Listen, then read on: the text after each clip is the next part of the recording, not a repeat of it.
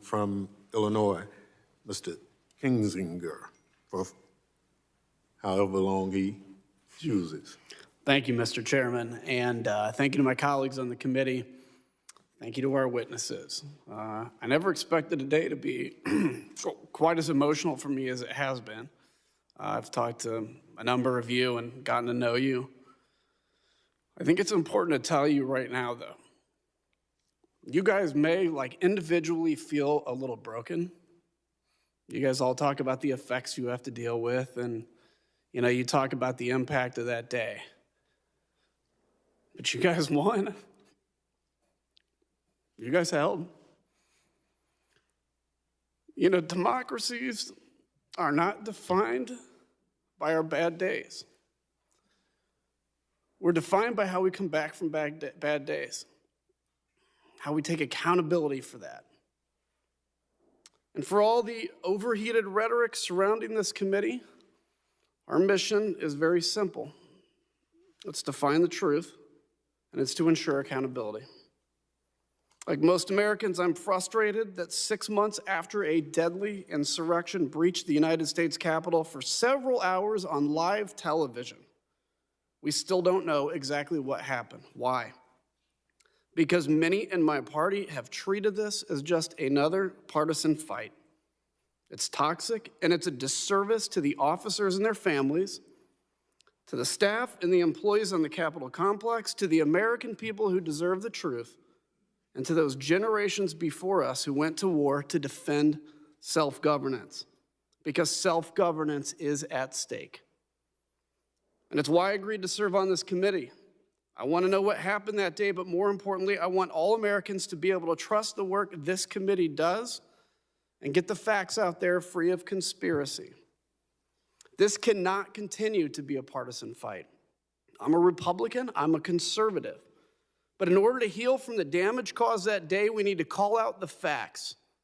It's time to stop the outrage and the conspiracies that fuel the violence and division in this country, and most importantly, we need to reject those that promote it. As a country, it's time to learn from our past mistakes, rebuild stronger so this never happens again, and then we can move onward. And serving on this committee, I'm here to investigate January 6th, not in spite of my membership in the Republican Party, but because of it. Not to win a political fight, but to learn the facts and defend our democracy. Here's what we know. Congress was not prepared on January 6th. We weren't prepared because we never imagined that this could happen. An attack by our own people, fostered and encouraged by those granted power through the very system they sought to overturn. That is a lesson. That is not a conspiracy theory or a counter-narrative. We don't blame victims. We go after the criminals. Some have concocted a counter-narrative to discredit this process on the grounds that we didn't launch a similar investigation into the urban riots and looting last summer. Mr. Chairman, I was called on to serve during the summer riots as an Air National Guardsman. I condemn those riots and the destruction of property that resulted. But not once did I ever feel that the future of self-governance was threatened like I did on January 6th. There is a difference between breaking the law and rejecting the rule of law, between a crime, even grave crimes, and a coup. As we begin our work today, I want to call this committee's attention to the oath of office, an oath not to a party, not to an individual, but to the Constitution that represents all Americans. Everyone in elected office knows how hard it can be sometimes to keep that oath, to preserve, protect, and defend the Constitution of the United States in the forefront of our minds, what with the political pressures and re-elections always around the corner. But Mr. Chairman, our witnesses today, like every law enforcement officer across the country, took the same oath we did. And on January 6th, the temptation to compromise their oaths didn't come in the form of a campaign check or a threat from leadership or an all-caps tweet. It came in the form of a violent mob. While we on this dais were whisked away from the danger, heroes like those here stood their post before it and paid the price. And we are only here now because you guys were here then. Therefore, it's altogether fitting that we begin our investigation of January's lawless attack against the Constitution with these 4 men who made sure that the attack did not succeed, with those who helped to ensure that democracy held. And I think it's important to remember that you are 4 with stories, but there are hundreds with stories as well that you represent where you sit. Officer Fanone, I know your passion is to make sure that DC Metro gets the credit it's due. And I thank you for I know that you represent the hundreds of officers, like Officer Hodges, that responded to that call.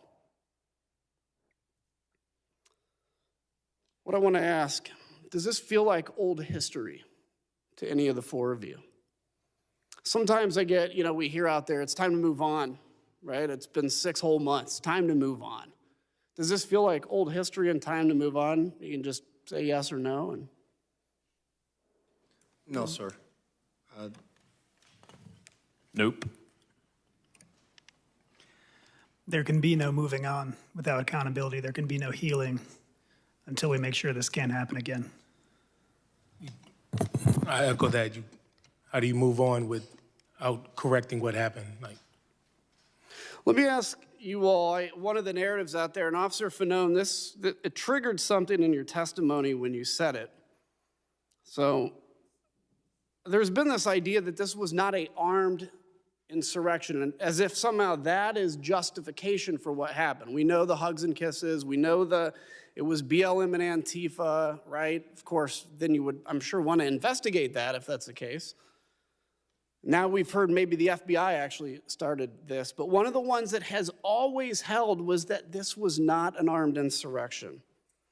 Officer Dunn, you mentioned that those that stormed the Capitol were very well organized and trained, and let me ask you, and I'll ask actually to all 4 of you, and Officer Hodges, I know this was part of your job initially before you responded to the Capitol. If in the middle of all that melee, you see somebody with a gun in that crowd, would you be able to go out, apprehend, arrest them, read them their rights, and go through that process? Or was the mission at the moment survival and defense of the Capitol? So I'm asking, is it possible that people maybe had guns, and we've seen that actually there were, but this idea that, wow, people weren't arrested with guns, at the time it was raw survival. I'll start with, we can just start on the left. Let me ask you, what's your response to that? For those people who continue to downplay this violent attack on our democracy and our officers, I suggest them to look at the videos and the footage right now, because common things were used as weapons, like a baseball bat, a hockey stick, a rebar, a flagpole, including the American flag, pepper spray, bear spray. So you name it. You have all these items and things that were thrown at us and attack and used to attack us. Those are weapons. No matter if it is a pen, the way they were using these items, it was to hurt officers. It was to hurt police officers. Their intent was not to say, hey, let me go and find the Republicans or the Democrats in there or the independents. It was every single body that was here in this building, in the Capitol, that their intent was to get them out and hurt them. It would have been a much different outcome had we not stopped them, especially at the lower West Terrace entrance. Even though at that time, we didn't know that that there were other breaches in the Capitol. Our intent was to stop whoever was trying to come in through that door. And those weapons that were used, those were common items. The way they were using it was as weapons. Let me ask too, in kind of my final moments. Sergeant Cannell, Officer Hodges, you were Virginia Guardsman, I believe, fellow Guardsman. Yes, sir. At any time in your service in the military, as you know, I'm an Air Guardsman. And Sergeant Cannell, you specifically mentioned your time in Iraq. At any time in your military service, did you change how you defended the person to your left or right, or how you trained with them based on their political affiliation? No, not Whether at all. it was in war or anything? No. No, sir. The way I view it at that time, it was, I'm an American, and the person right next to me is an American, and I would do everything possibly for me to defend him and the country at that time. You guys did that? You guys did that in the blue. Yes, sir. And I want to say that is the mission of this committee. We may have our deep differences on other policy issues, but we are all Americans today. And we thank you for holding that line. Congressman, may respond to Congressman. When you asked about the armed part, when the officers, assumed officers, showed me their what appeared to be a police badge, I don't know too many police officers, and this is just me being a police officer for 13 years, that carry their badge and don't carry a gun with them. So we look on their hips, you see a print. I didn't see that it was a gun, but a reasonable police officer will believe that that's a gun on their hip. So. And just to quickly be specific, a print is basically what looks like the outline of a gun. That's correct. Thank you, Mr. Chairman, and thank you, witnesses. Thank you. Gentleman yields back. Chair recognizes the gentleman from California, Mr. Schiff. Thank you, Mr.